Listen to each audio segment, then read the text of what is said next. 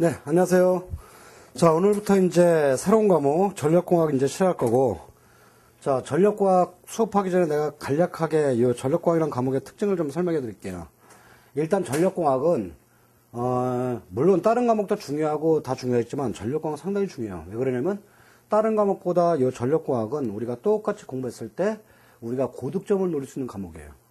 우리가 자기학이라든지 회로 이론을 갖다가 우리가 고득점 받기 참 힘들어요. 좀 열심히 한 분들이야 자기학하고 회로도 상당히 강점이 있는 과목이 되는 거죠. 근데 제가 강의해 봤더니 보편적으로 전력과학은 다른 과목보다는 우리가 좀 더 노력만 하면은 고득점 맞추지 않을까 싶어요. 그러니까 우리가 보통 합격 점수가 60점이죠. 근데 전력과학은 좀만 열심히 하면 한 70점에서 80점까지 노려볼만 해요. 그 정도 말해주시고요. 그 다음에 요 책에 전력과학 요 내용이 있는데 뒤에 문제 있고 이제 앞에 내용이 있는데 요 책에서 보니까 그림이 좀 많이 없어요. 그래서 제가 설명할 때 그림 같은 걸 많이 그려드릴 테니까 여러분들 이해하기가 좀 빠를 거예요. 그래서 요 책에 잘 돼 있긴 한데 좀 그림이 없는 게 약간 단점이에요. 그래서 제가 수업 시간에 설명하면서 그 그림 같은 걸 많이 첨부할 테니까 필요하신 분들은 그 열심히 필기해 두셔도 그것도 괜찮아요. 그 책 옆에다가 필기해 둔다든지 자기의 별도 연습장에다 그림 같은 거 필기해 두셔갖고 좀 활용하면 좋겠어요. 자, 그러면 서두는 요 정도로 하고 바로 본론 들어갈게요. 전력과학은 우리한테 상당히 중요한 과목이다. 아주 어려운 계산 문제라든지 그렇게 난해한 내용은 안 나와요. 전부 다 이해하는 내용이지. 전력과학은 쉽게 표현하면 우리가 한국전력을 배운다고 생각하면 돼요. 그렇게 하면 더 훨씬 이해하기가 쉬울 거야 아마. 자, 전력과학 요 교재 224페이지 보세요. 첫 번째 뭐 있어요? 첫 번째 우리가 전선로라는 거 있죠. 전선로 제목에서 일단 가공전선로. 가공전선로가 뭐겠어요? 자, 우리가 여기서 어떤 지면에 땅이에요, 땅. 요 땅에다가 우리가 뭐 전선을 갖다가 설치하기 위해서 이렇게 우리가 철탑을 세우죠, 철탑. 그래서 이렇게 우리가 철탑을 세워요. 그러면 철탑에 세워서 여기다 위에다 전선을 갖다 이렇게 얹어놓는 방식이 뭐예요? 이게 가공전선로예요, 가공선로. 이것도 우리가 가공선로라고 그러죠, 가공선로.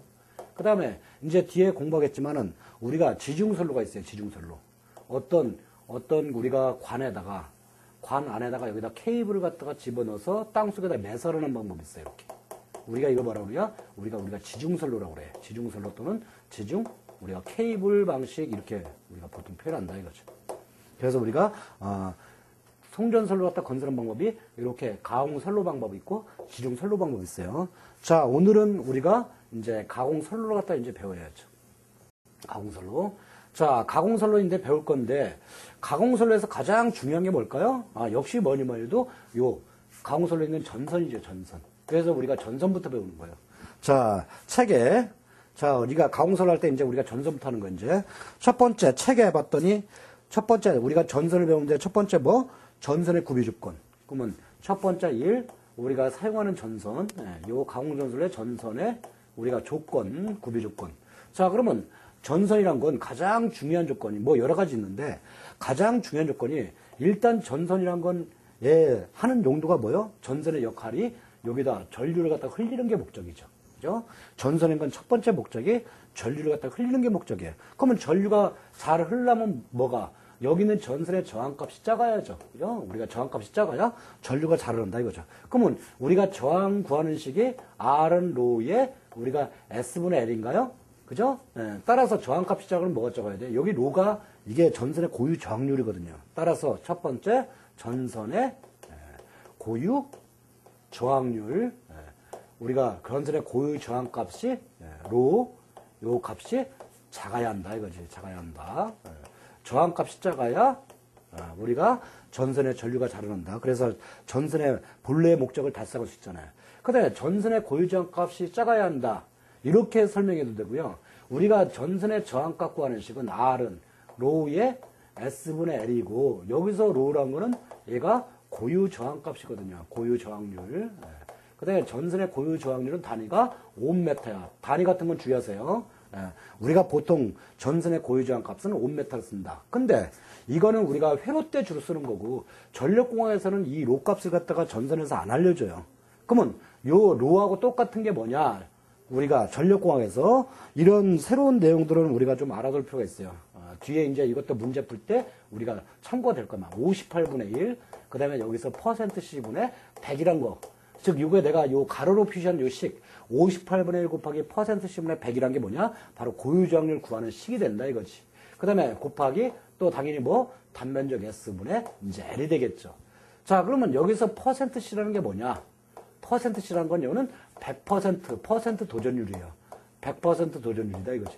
도전율이란 건 제가 참고적으로 도전율이란 건 얘는 저항값의 저항의 역수예요, 역수. 저항의 역수를 말한다 이거죠. 즉, 이 %는 고유저항 로우의 역수를 말하는 거예요. 그러니까 저항값이 고유저항률 얘를 갖다가 작게 하려면 뭐 도전율이 반대로 커야죠. 얘가 작으려면 얘가 커야죠. 예.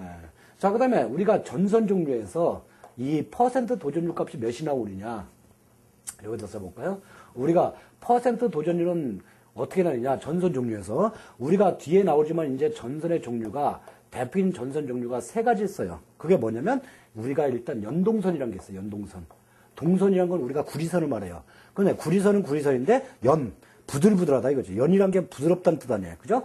부드러운 구리선은 얘가 %C 값이 몇이 나오면 얘가 100이 나와. 100. 얘가 바로 100% 나오죠. 그러면 이 연동선일 때 고유저항 값은 요 위에다 식에다 집어넣어 보세요. 이 %C 값이 연동선일 때 100이 나온댔죠. 그럼 100분의 100, 1이잖아요. 따라서 연동선일 때 고유저항 값은 로우는 58분의 1 나오겠죠. 58분의 1. 그 다음에 우리가 연동선도 있고 우리가 경동선이라는 것도 있어요. 경동선. 이 경동선의 %C 값이 몇이 나오냐? 얘는 약간 연동선보다 작아져요. 그게 몇 나오냐면 약 97% 정도 나와요.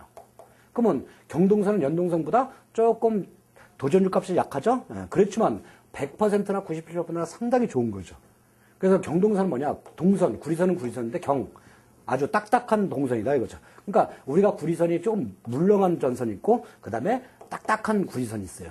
그래서 경동선 같은 경우는 얘 97% 나와. 그러면 요 97%를 갖다 여기다 집어넣었더니 97, 100, 58분의 1. 그러면 요 로우 값이 어떻게 되냐? 로우 값이 얘가 한 55분의 1 정도 나와요. 여러분들 계산기를 한번 해보세요. 한번. 대략 한 55분 나온다 이거죠. 그 다음에 전선이 연동선 있고 경동선 있고 그 다음에 또 뭐가 있냐면 알루미늄을 만든 선이 있어요. 뒤에 이제 나오지만 알루미늄선이라는 게 있어요. 알루미늄선 요게 %C 값이 몇이 나오냐면 얘가 한 61% 정도 나와요. 61%. 그러면 61% 갖다가 여기다 또 마찬가지로 여기다 식에다 집어넣으면 어떻게 돼요? 58분의 1 곱하기 61분의 100이죠? 이걸 갖다 계산하면 로우 값이 몇이 나오냐? 얘가 한 35분의 1 정도 나와요. 35분의 1 정도. 자, 그래서 우리가 고유저항 값하고 이 % 도전율, 지금 도전율 값하고 뭐예요? 역비례하죠. 따라서 여기다가 우리가 또 다르게 적어두겠네. 전선의 고유저항 값, 로우 값이 작아야 한다. 그죠? 그래야 전류가 잘 흐른다. 이거 말고도 다르게 표현하면요. 전선의 % 도전율. 그죠? % 도전율 또는 전선의 도전율. 아무거나 상관없어요. % 도전율 값이 클 것. 뭐 이렇게 되겠네. 그죠? 위의 내용이나 밑의 내용은 같은 내용이죠. 그래서 일단 우리가 가공전선에 쓰는 전선의 구비력권인 첫 번째, 본래 목적인 전류를 잘 흘릴 것. 즉, 다르게 표현하면 고유저항 값이 작을 것, 또 다르게 표현하면 도전율 값이 클 것. 이렇게 되는 거죠. 자, 두 번째는 이 전선이란 게, 당연히 고유저항 값도 작아야 되고, 또 이 전선이란 게 전류가 딱 흘리는 목적도 있고, 이 가공전선에 전선이 매달려 있으니까 얘가 뭐예요? 튼튼해야죠. 그죠? 상당히 기계력 강도가 우수해야 돼요. 두 번째 기계력 강도가 클 것, 즉 바꿔 말하면 쉽게 말하면 튼튼할 것. 그 다음에 이거 갖다 다르게 표현하면 내구성이 있을 것. 전선이 쉽게 끊어지면 안 된다 이거죠.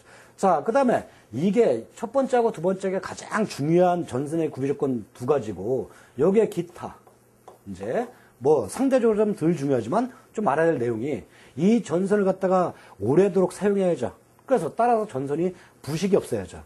전선이 변하지 말아야 돼. 세 번째, 오랫동안 오래 사용하더라도 전선이 부식되거나 특성 변화가 없을 것. 그죠? 원래 전선 특성 자체를 갖다가 계속 간직하고 있어야 된다. 그래요. 특성 변화가 적을 것. 제가 책에 있는 그런 내용 말고 그냥 내가 생각나는 대로 한번 옮겨 써본 거예요. 그 다음에 전선이란 게 전선이 또 조건이 뭐냐? 전선이란 게 얘가 한번 설치해서 얘가 부들부들하게 휘어줘야죠. 왜요? 여기서 바람이 불잖아요. 그죠? 전선이 이렇게 바람이 왔다 갔다 해줘야죠.